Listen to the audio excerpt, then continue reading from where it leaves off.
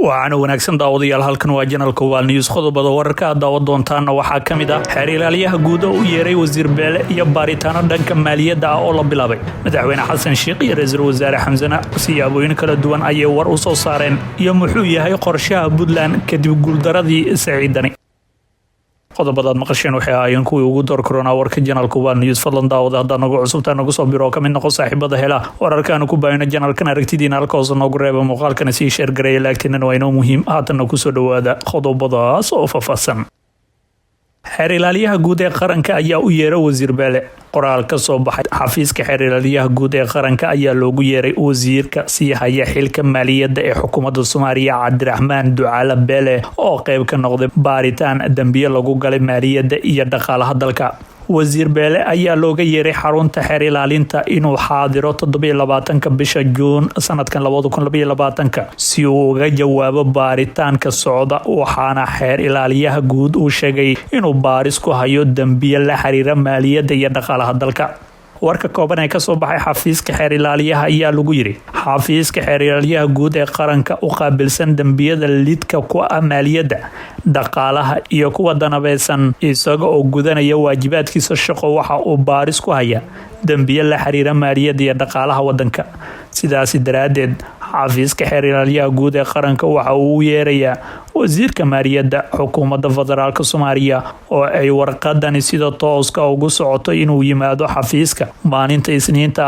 oo ay taariikhdu tahay 27 bisha Juun sanadkan 2022 saacadu markay tahay 11 subaxnimo si wax looga weydiiyo arrimo la xiriira maaliyadda oo xafiisku baaritaanadiisa wado wasiirka waxa la farayaa inuu waqtiga ilaaliyo kuna yimaado balanta loo qabtay ayaa lagu yiri warkan ka soo baxay xafiiska xeer ilaaliyaha guud ee qaranka waxaanu ku saxiixnaa Dr. Suleymaan Maxamed Maxamuud oo ah xeer ilaaliyaha guud ee dalka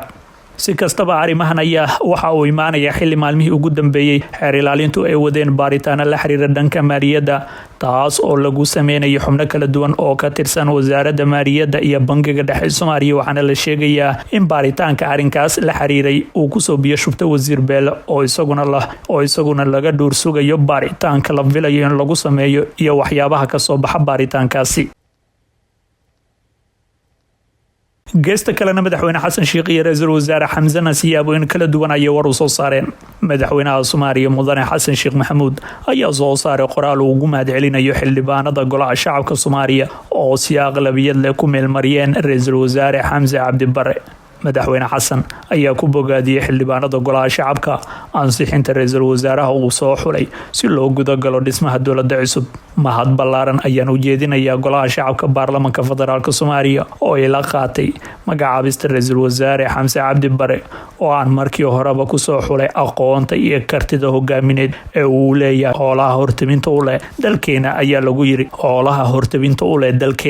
lagu yiri war saxaafadeed ka soo baxay villa Soomaaliya sidoo kale xasan sheekh ayaa dardaaran culus u jeediyay ra'iisul wasaaraha waxa uuna ugu baaqay inuu soo dhiso xukuumad dalka ka samata bixin karta xaaladda lagu jiro waxaan kula dardaarmayaa ra'iisul wasaare Xamse Cabdi Barre inuu soo dhiso xukuumad ka shaqeysa xoojinta amniga gurmadka abaaraha horumarinta kaabayaasha dhaqaalaha adeegyada bulshada dib u heshiisiinta dhamaystirka dib u eegista dastuurka iyo xoojinta xiriirka diblomaasiyadeed ee Soomaaliya la leedahay dunida ayaa mar kale lagu yiri qoraalkan ka soo baxay xafiiska madaxweynaha Soomaaliya ugu dambeyntii wuxuu ka codsaday shacabka Soomaaliyeed inay ku garab istaagaan ra'iisul wasaaraha cusub gudashada waajibaadka dastuuriga ah ee horyaala isagoona ugu duceeyay inuu ka soo dhalaalo mas'uuliyadda culus ee loo igmaday dhinaca kale ra'iisul wasaaraha cusub ee helay codka kalsoonida baarlamaanka federaalka Soomaaliya Xamse Cabdi Barre ayaa soo saaray qoraal uu kaga hadlayo sida ay baarlamaanku u siiyeen codadkooda waxaan ugu horeyntii u mahadcelinayaa eebaweyne oo ii suurtageliyay in aan maanta hortago golaha shacabka si aan uga codsado inay siiyaan codka kalsoonida ayuu ku yiri ra'iisul wasaare Xamse qoraal uu soo dhigay bartiisa Facebook sidoo kale ra'iisul wasaaraha ayaa qoraalkiisa ku yiri waxaan sidoo kale u mahadcelinayaa madaxweynaha jamhuuriyadda federaalka Soomaaliya mudane xasan sheekh maxamuud oo ii magacaabay xilka wasiirka koowaad ee xukuumadda federaalka Soomaaliya anigana waan ka aqbalay anigoo culeyska ay leedahay mas'uuliyadda culus ee xilkan uu leeyahay balse waxaan ku kalsoonahay aqoonteeda kartideeda iyo waayo aragnimadeeda. Ra-iisul wasaare Xamse ayaana sheegay inuu aaminsan yahay inuu xildhibaanada iyo bulshada Soomaaliyeed ee garab iyo gaashaan u noqon doonaan si uu u guto waajibaadka horyaala. Waxaan ugu dambeyn u mahad celinayaa xildhibaanada sharafta leh ee maanta codka aqlabiyada la ugu ansixiyay ayuu hadalkiisa kusoo gabagabeeyay. Ra-iisul wasaare Xamse Cabdi Barre ayaa madaxweynaha Jamhuuriyadda Federaalka Soomaaliya u magacaabay 15 Juun ee sanadkan 2022 inuu noqdo ra-iisul wasaaraha 21aad ee Soomaaliya.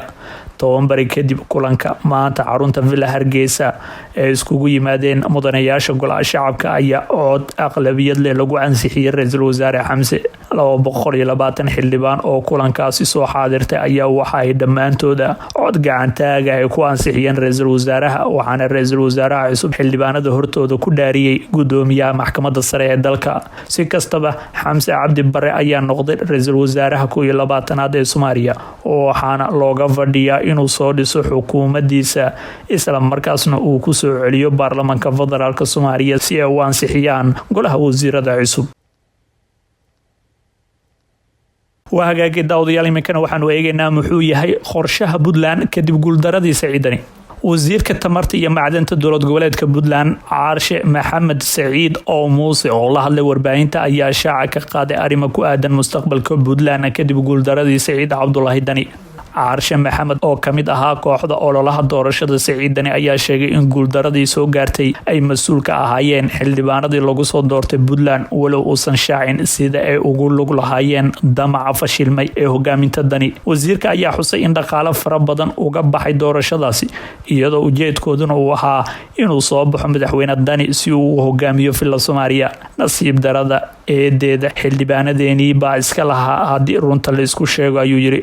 waa in lagu dhiirto oo runta la isku sheego. dhaqaale badan lagu bixiyay, nabaro badan ayaa la isku geystay. waxaasoo dhan waxaa loo sameynayay inaan cirbada kuleeleysada ku dhufano siyaasadda Soomaaliya si ay hore ugu socoto, laakiin nasiib daro ma suurtoobin ayuu yiri wasiirka tamarta iyo macdanta dowlad goboleedka Soomaaliyeed ee Puntland. dhinaca kale wasiir Caarshe Maxamed Saciid oo Muuse oo hadalkiisa sii wata ayaa muujiyay in Puntland ay qaadayso dhabaha mucaaradka, isagoo sheegay inaysan dowladda cusub ka ogolaan doonin wixii ay hore uga diideen madaxweyne Farmaajo. wixii qaldan waa sheegaynaa, waxaan leenahay waxaas waa laga fiican yahay. Farmaajo wax kale kuma diideenin. aragtiyo siyaasadeed ayaa lagu kala duwanaa ayuu yiri. haddii aragtiyo siyaasadeed oo lagu kala duwan yahay timaado waan tilmaameynaa, marka wixii aan Farmaajo ka diidnay yaanan nagula dayin ayaan leenahay ayuu yiri. hadalkan ayaana ku soo aadaya iyadoo uu madaxweynaha Puntland ku hongoobay damiiciisii ahaa in isaga loo magacaabo ra-iisul wasaare ama qof uu keensado, wuxuuna dhowaan xusay in Puntland aysan tala ku lahayn magacaabista ra-iisul wasaaraha cusub. si kastaba Puntland ayaa qayb ka ahayd isbedelkii ka dhacay dalka kadib doorashadii madaxweyne Xasan Sheekh Maxamuud oo wareegii u dambeeyay codad badan ka helay. Saciid Dani oo kamid ahaa musharaxiinta u soo gudubtay wareegga labaad ee doorashada Soomaaliya. guud ahaan daawadayaal wanaagta warkii oo aad kala socoteen Hubaal News fadlan daawade haddana nagu cusubtaan nagu soo biro ka mid noqo saaxiibada hela wararkan ku baahina channelkan aragtidiina halkaas noogu reeba muuqaalkana si share gareeya laagtiinana waa noo muhiim waana ku maasantiin daawashada iyo la socodka warka channelka Hubaal News.